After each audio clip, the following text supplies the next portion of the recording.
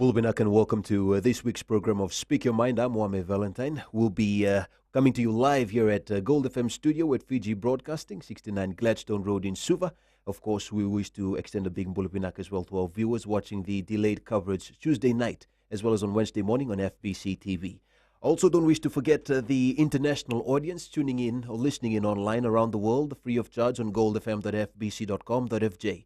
We also invite the listeners, especially of this radio station, to call in anytime during this discussion should you have a question or two regarding our topic of discussion today. Joining me is the CEO, the Chief Executive Officer of the Fiji Roads Authority, a newly established, a new establishment, a gentleman by the name of Neil Cook. He'll be our guest today on Speak Your Mind, talking really about the developments of roads in this country and also bridges. Mr. Cook, welcome, sir.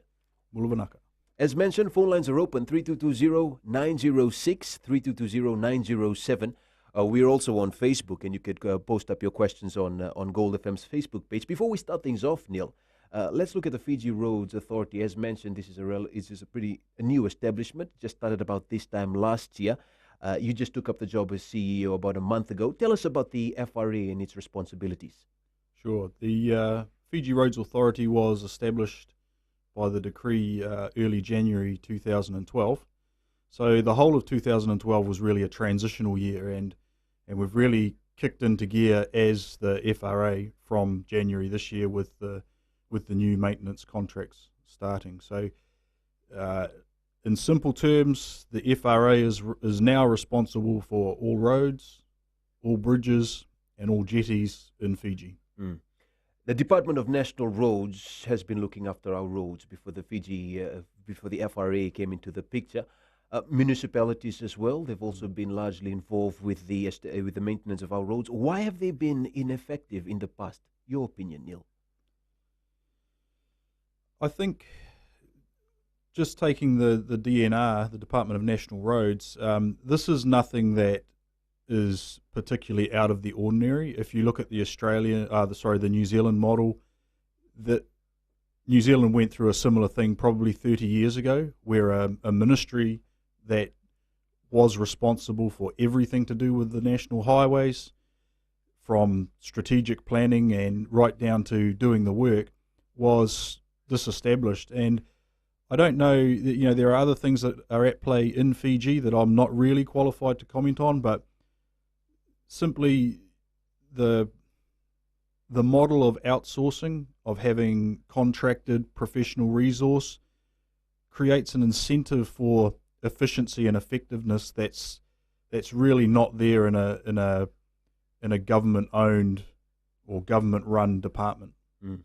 Tell us the difference, if you will, Neil, between the DNR and the FRA, of which you are CEO of. Sure, the structure is fundamentally different. It's the DNR had around a couple of thousand people employed, and as I said, they were operating from they should have been operating from the strategic planning level right down to the filling of potholes and the mowing of grass. The Fiji Roads Authority will be concentrating solely on the policy, planning, strategic, aligning our objectives with the government's strategic objectives and operating at that level. I'll only have a staff of around 20 people. Then we have the professional services provider, which is MWH, and I know you guys have spoken to them a number of times over the past year. They provide input to the planning processes. They undertake a lot of data analysis to provide information to go into our planning processes. And they provide the general professional engineering services such as design of new roads, investigation and design for bridges and so on. And probably one of their most important day-to-day activities is monitoring the activity of the maintenance contractors. And that's the third aspect of the service delivery. So we've got the FRA operating and planning and strategy, the professional services provider supporting that and monitoring the contractors, and then we have three main maintenance contractors operating in the North, the Western Division and Central Eastern Division. They deliver the work on the ground. They feed back a lot of information as well, which is goes to the heart of one of the big differences in the new operating environment. We will be implementing what we call asset management systems, infrastructure asset management, very commonplace in New Zealand, growing in other parts in the world. Essentially, it's built on information flow. It's built on having a very good knowledge and a growing knowledge of the asset, using that knowledge to ensure that every dollar we spend is a value for money dollar. And there's quite a lot of dollars that's been put into the Fiji Roads Authority this year. We'll talk about that in a minute.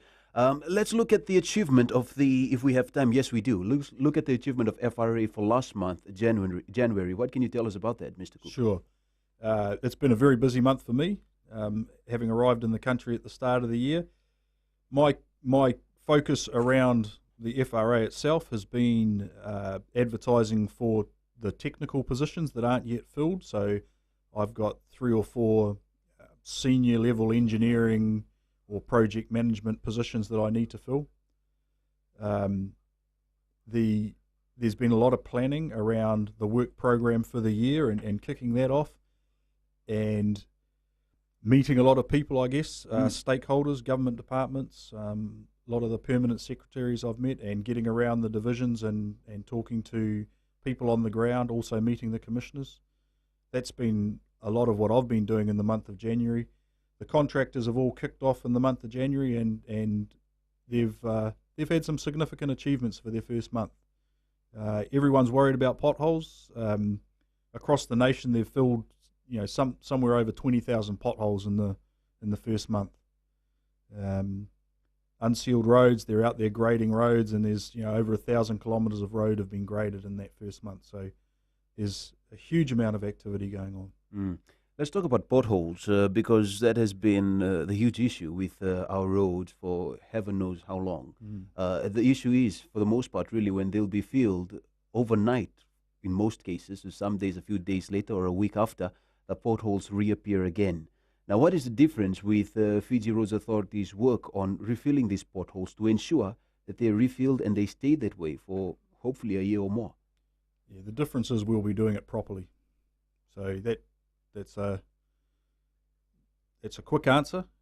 Essentially, there's always a right way and a wrong way of doing things, and we expect our contractors to be doing it the right way. When you've filled that pothole the right way, it shouldn't reappear, certainly not overnight. The surrounding road pavement may still be weak, which may see a pothole develop close to a repaired pothole. And in some cases, as we know, whole sections of road are weak, are in very poor condition. So, simply put, if the work's done the right way, those potholes won't reappear as we've seen in the past. We'll see much less potholes appearing, across the road network. And when they do appear, they won't be allowed to grow to the size that some of them that we've seen. They'll be repaired reasonably promptly. Thanks, Neil. We'll take a quick break. We'll come back with more on this week's program of Speak Your Mind.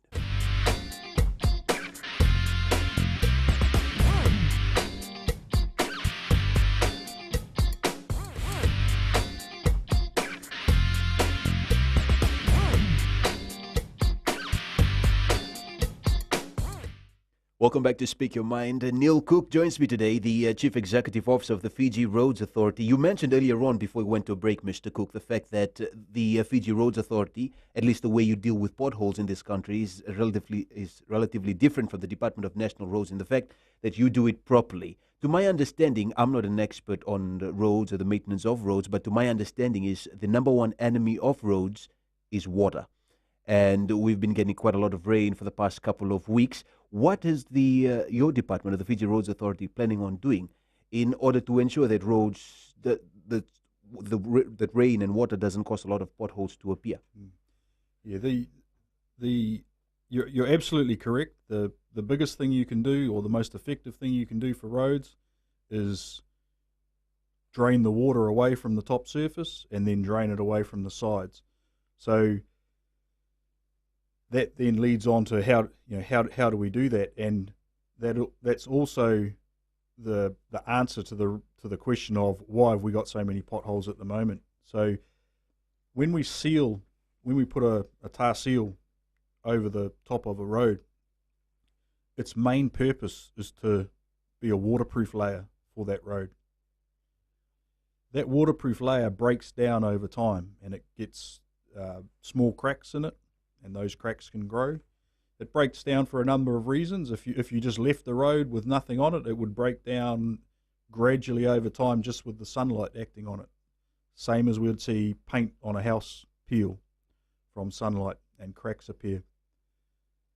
It also breaks down from traffic, primarily the heavy traffic. So that's why you'll see more problems in an area where there's lots of trucks, lots of buses, more so than a suburban street that's primarily got cars. So what we see when those roads, those top surfaces are breached, they let water in. The reason we see the potholes appearing immediately during and after the heavy rain is that water's sitting in the cracks. The trucks go over, and their weight pushes that water into those cracks and into the underlying gravel with a huge amount of force. It's like holding a water blaster, a high pressure water blaster in there. That then pushes the gravel out and blows the seal out, and we get a pothole formed. I see. That small pothole, if it's left, will gradually get its sides chipped away as more tyres run over it, and we get a bigger pothole. And if it's left, it gets even bigger and even bigger and even bigger. So, coming back to what we said at the start, the key there is initially we build a road that's got the pavement strength we need, so the underlying pavement isn't deforming, and then we keep that sealed layer, that waterproof layer. What we're seeing in Fiji at the moment is that there hasn't been much of a resealing program for at least 10 years, possibly longer. The life of a typical seal coat on a road is about 10 to 15 years. Sometimes longer, sometimes shorter, but somewhere around that, between 10 and 15 years, it would be an average. So really, we're just in time. I think if we're delivering on the program that we've got this year and in coming years, then over the course of the next few years we will pull back. We will pull back from the precipice that we're on at the moment. I think if it was left for another couple of years, Fiji would hardly have a sealed road network. If it had started 3 or 4 years ago, even better. We possibly wouldn't have quite the same pothole issue we have now, but we'll deal with what's in front of us. There's great commitment from the government, both politically and through the investment that they've made, and we've got the right people on the ground to deliver. That's great, Neil. Just tell me something regarding some roads that we have here in the country. Some of them look great, and some people think they are fine. But to my understanding is, a road necessarily may look great, but may not be great. Will we see the Fiji Roads Authority, as you've mentioned, there's a lot of work's been going on, but will the Fijian folks, see your department working on roads that, at least to us, seem and look great?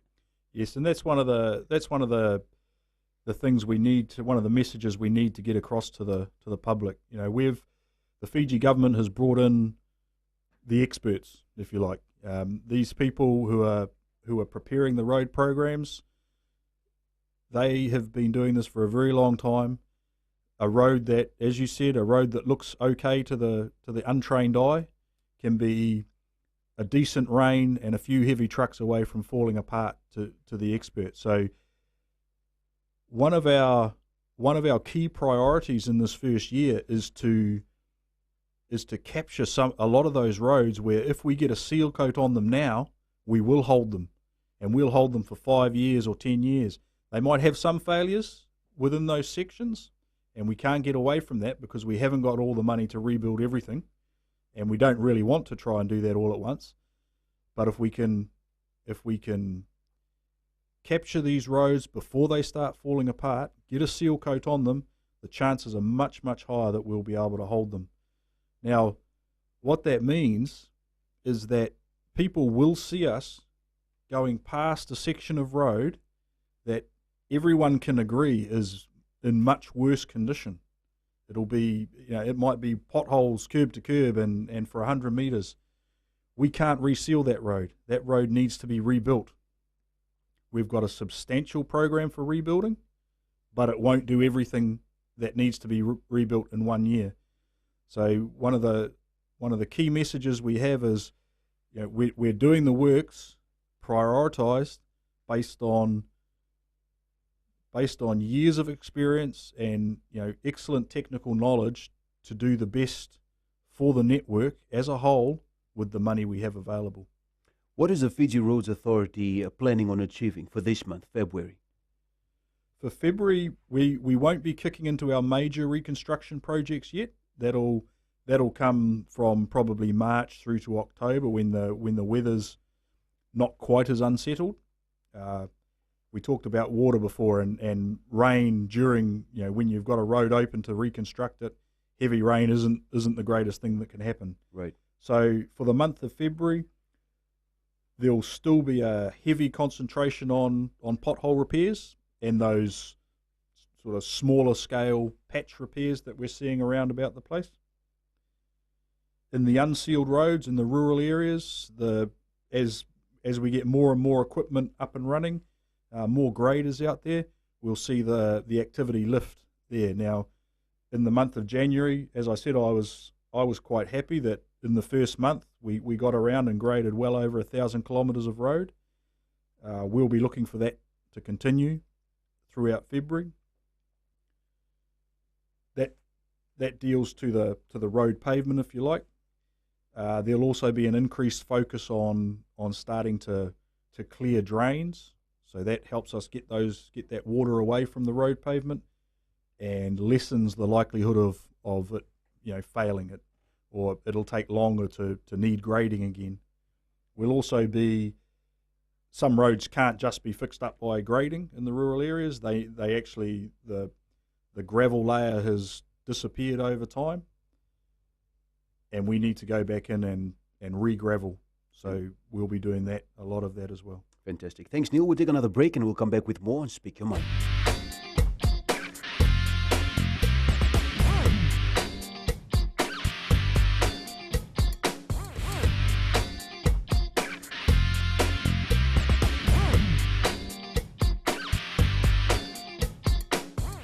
Welcome back to Speak Your Mind, and we're back with Neil Cook, the Chief Executive Officer of the Fiji Roads Authority, who just took up the job early last month. Neil, I'd imagine that you've been around the country looking at Fiji's road, despite the fact that you were just here for a little over a month now. What's your assessment of Fiji's roads in general? I mean, let's say on a scale of 1 to 10, with 1 being the worst and 10 being the best, where would you put Fiji?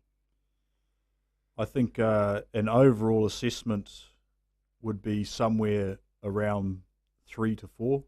3 to 4. Yeah. It's there are some sections that are great. There's some brand new sections of road.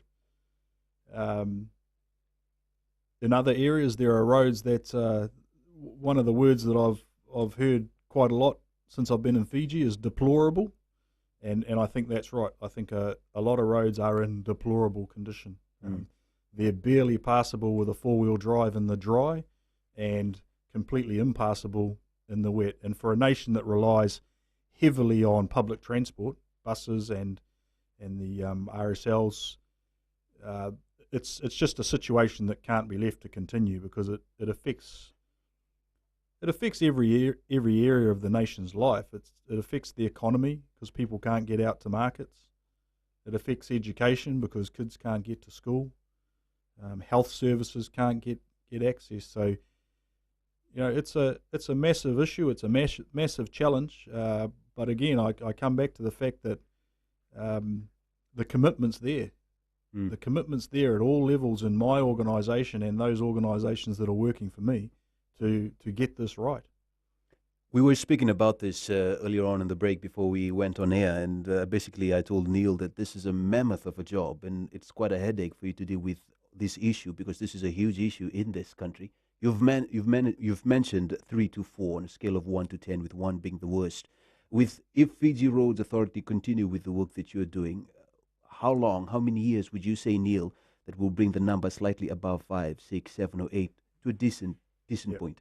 Yeah, I think on that scale, you're probably looking to get to about a 7 or an 8. We don't want to be over-investing. The nation can't afford it, and it doesn't want to afford it. We want to get to a standard, I would say, that's similar to much of what the roading network, that's fit for purpose and is able to be maintained at an acceptable level of investment. So how soon can we get there? We'll be targeting around the 3 to 5 year mark to get most of the way there. In 3 to 5 years, we'll see much of the catch-up done on the sealed road network. We will have seen by that time, at current levels of investment, of course, we can't prejudge future budgets, but if current levels of investment were to continue, we would see 30 to 50% of the sealed network having been either resealed or rehabilitated. When I say rehabilitated, that's a full reconstruction of a section of road. We will have seen a huge amount of just general maintenance work outside of our major capital works. We will have seen millions of dollars spent on the rural roads, and within a year, well, within this first year, the rural roads, the contractors will have a very good understanding of what their needs are through the year. Rural roads are very dynamic. By that I mean they change with the seasons. They can change on a day-by-day basis, to the point where the contractor has to understand if there's a certain weather pattern coming in from a certain direction, it may affect some roads and not others, and then they get to learn that over time. All that learning helps them build their programs of maintenance. So they'll know that certain roads need to be graded once every month. Other roads might need more than that, and other roads might need less. So it's all a learning process for them. Coming back to the original question, my assessment is that in about 3 to 5 years' time, most people in Fiji will be quite happy with the roading network. We'll still know that there's areas we need to improve to fully get into a sustainable situation for the long term. But by and large, out there on the roads, people should be reasonably happy with what they're seeing. There'll still be some pockets where we haven't managed to get to yet, because again, this is a long-term program of dragging the network back from the state it's got into. Now, you touched on the investment earlier on, and just an indication that the Bainimarama administration is serious about improving our roads is the fact that they have allocated a total of $422 million to the Fiji Roads Authority, really the biggest allocation in the 2013 Fijian budget. How does the FRA plan on spending that amount of money this year? Yeah, so about half of that is on large capital works, so big new road construction projects. So they'll go through a design process. Some of them are already underway. Some of them are due to start construction. The other half of the money is our maintenance and our renewals budgets. The way the maintenance works is the contractors develop their programs, as we've just been talking about. So they go out, they assess the needs of the network. What we all know is that the needs of the network, despite the large investment, the needs of the network are still greater than the budget available. So there's a planning, a programming, and a prioritisation process that goes on, and essentially we'll be segregating all the work that needs to be done that can fit into 1 year. We'll be working that into monthly programs, and we'll be leaving some flexibility, because you never know in a given month what's going to happen to that needs urgent attention. That's the general maintenance work. For the major works, the reseals and the talk about reseals for starters. We'll expect to see the reseal activity gear up in March, and then really hit its straps after that through to probably about October. During that time, across the country, we're going to see we've got targeted around about 100 kilometres, maybe a little more, of roads to be resealed. That's that's a lot of work to be done, but it's certainly not beyond the capability of the contractors we've got. They'll be bringing in state-of-the-art equipment from New Zealand. This is equipment that simply can't be built to the specifications we need here in Fiji. So around about, as I said, 100 kilometres of resealing activity to be done. And then there's about 50 kilometres of what we call rehabilitation. So resealing is when we go, we'll fix the isolated patches on a road that need fixing, and then we'll go cover the whole lot of it with a brand new coat of asphalt or chip seal, and we hope to hold that road then for a number of years. Reconstruction is where we go and we dig out the whole road, and we dig it out to a depth of maybe 300 millimetres or even more, and we rebuild that pavement. Sometimes we can reuse some of the material that's there. We can do things to change its characteristics and make it reusable. Other times we have to take all that away and bring in new stuff. We build a road pavement. We build it to an appropriate standard, and that means having the right material. And I'll talk about our laboratories in a minute if we get time. All right, but let me just jump in, Neil. We'll take a quick break and we'll come back and maybe we'll pick up from that. More when we return on Speak Your Mind.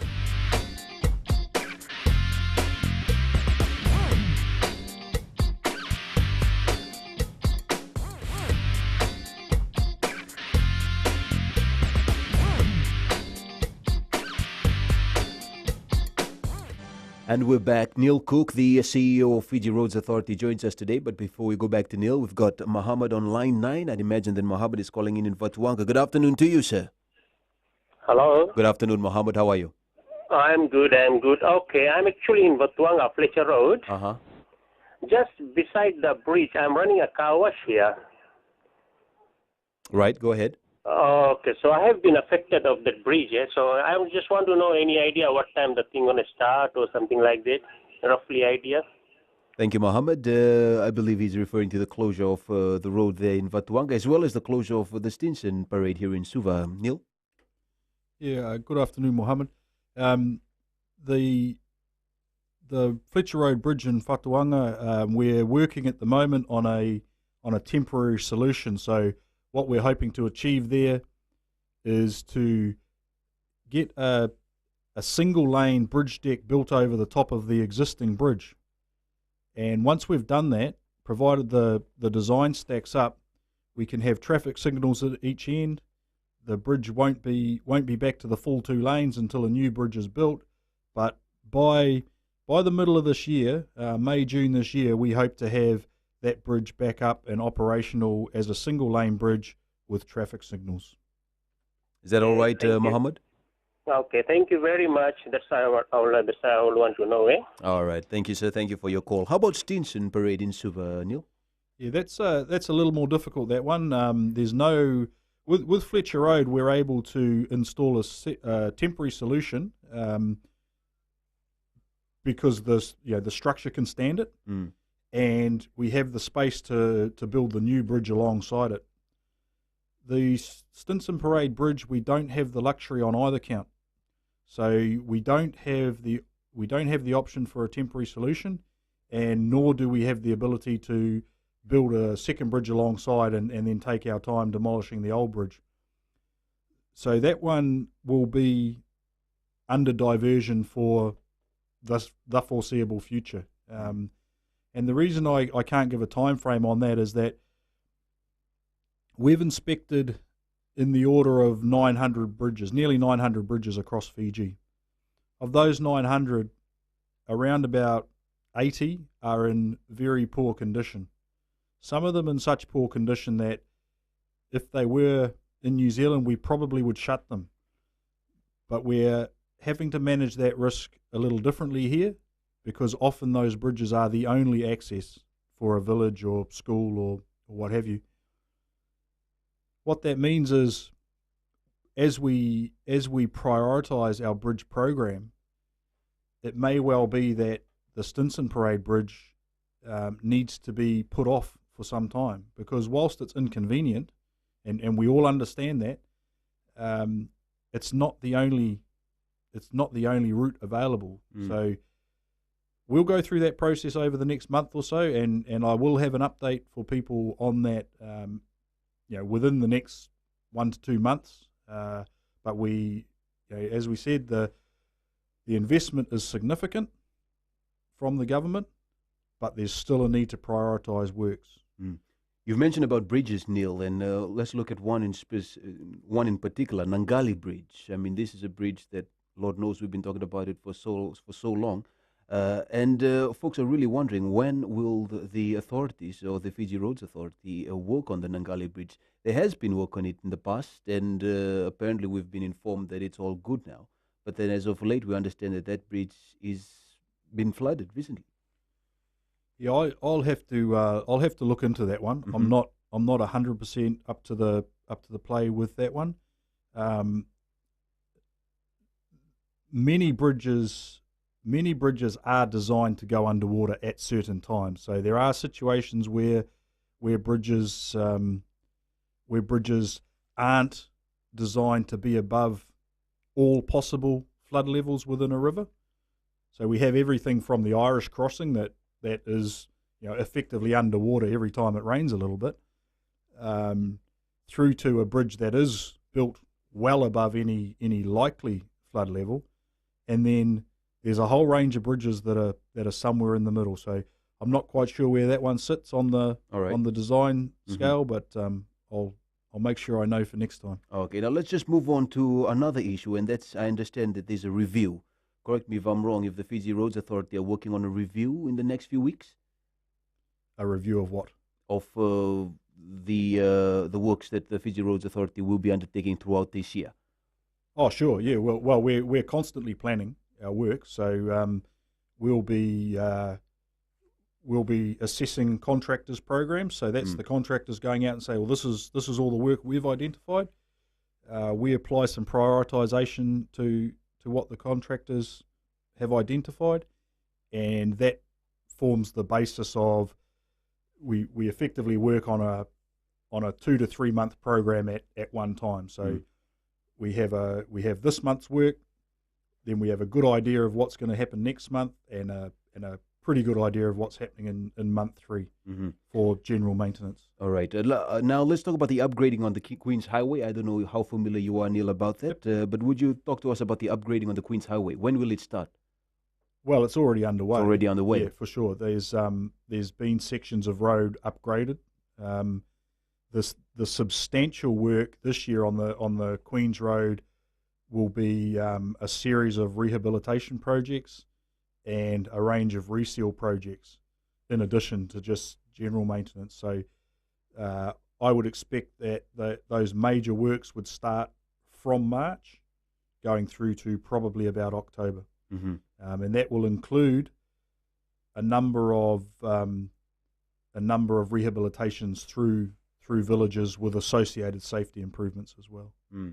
Would you be familiar with any work going on in Buddha Bay and Motor Road? Yeah, both of those. Buddha Bay's a loan-funded capital project, so that's ongoing.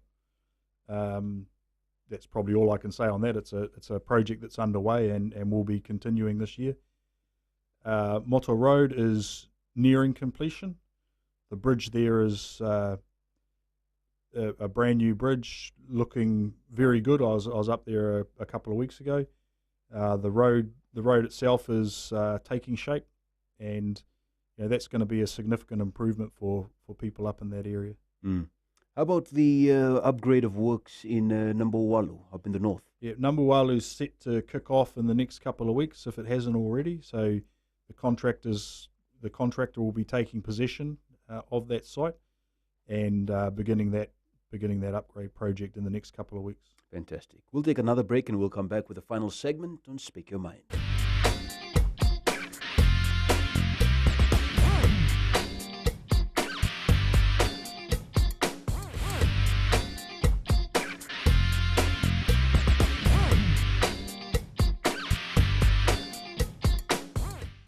And we're back. Neil Cook, the CEO of Fiji Roads Authority, joins us today on Speak Your Mind as we're about to wrap up the discussion for this week. But before I do, the widening of the road from Nausori to Nakasi, that is something that your department, the Fiji Roads Authority, is working on.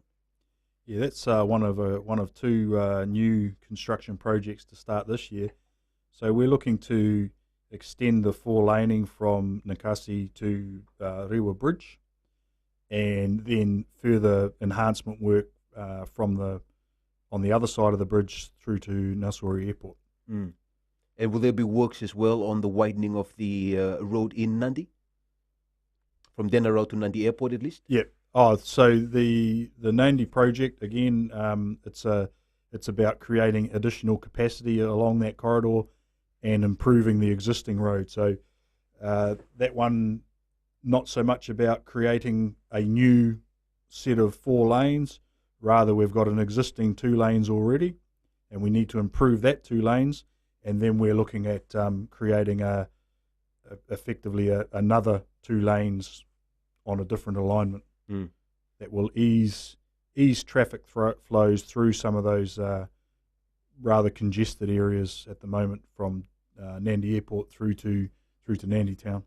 This is the final segment of the program, Mr. Cook, but before we do wrap things up, other than the works that you've mentioned earlier on that the Fiji Roads Authority will be working on this year, what are some other projects that FRA will be working on that Fijian folks will notice in the coming months or so?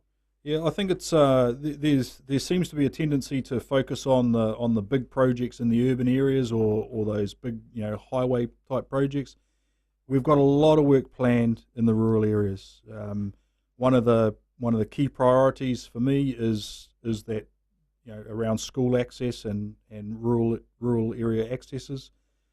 We've been working very closely with the Ministry for Provincial Development, and our program this year in the rural areas for major upgrading. There's about $11 million worth of rural road upgrades that are primarily being prioritised by the Ministry for Provincial Development, and we're taking on those projects on their behalf. We'll be looking at safety works, general safety through villages, better road signage, better road markings. Road markings are in a very poor state, and road markings can be some of the best,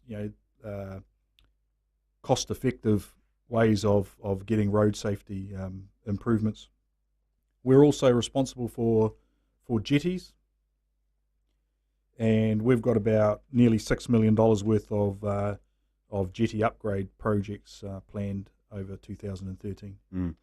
Someone just sent in a question via email and mentioned that the Americans, most of their roads is in cement, and that seems to fix the problem. Why can't we have our roads in cement as well? Yep. The trick with road building is to make the best use you can of the materials you have available. So concrete roads are extremely durable, and in the right locations, they are the way to go. But they are also extremely costly.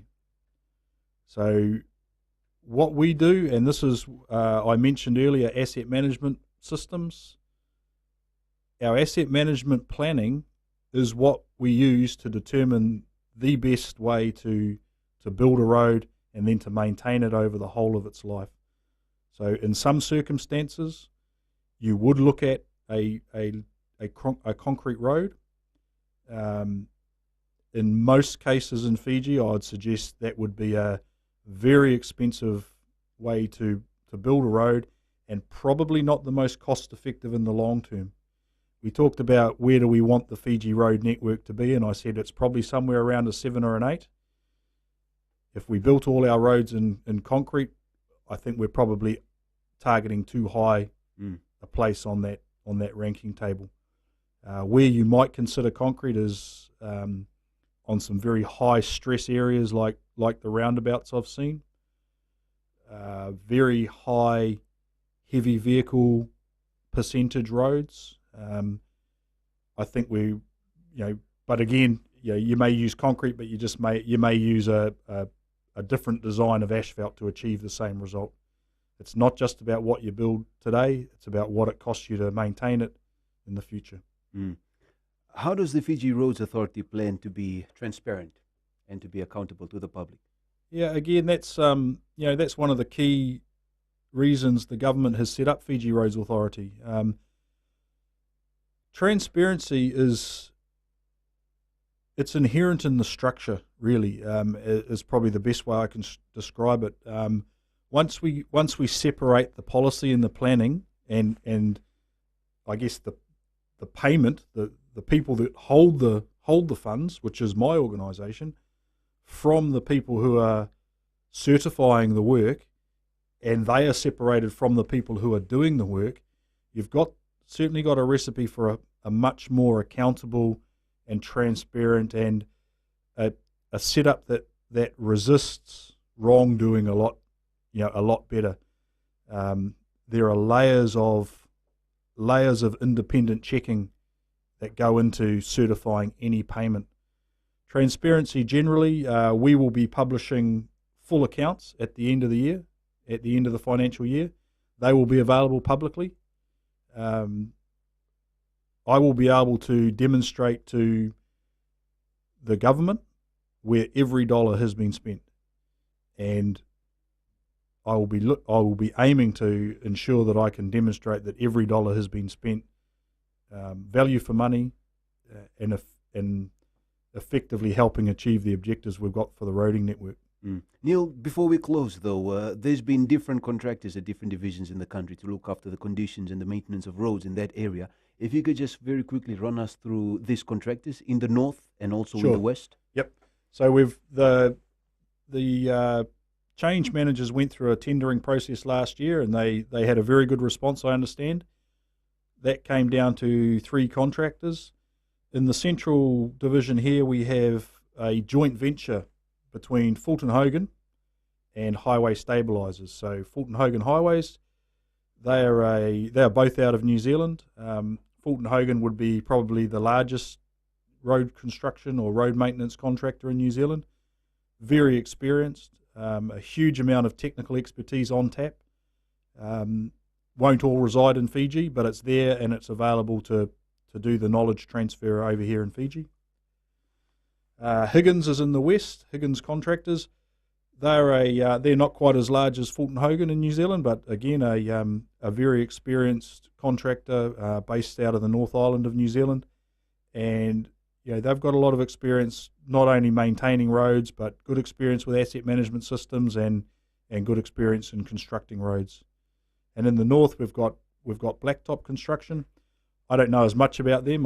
They didn't operate in my area in New Zealand, but again they've been through a fairly rigorous tendering process, and they are more than capable of delivering what we need them to deliver.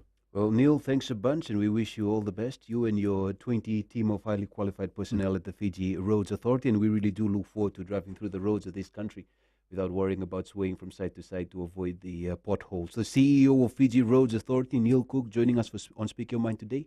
Many thanks. Wanaka. And with that, we wrap up the program for this week. Do join us again next week. Till then, bye for now.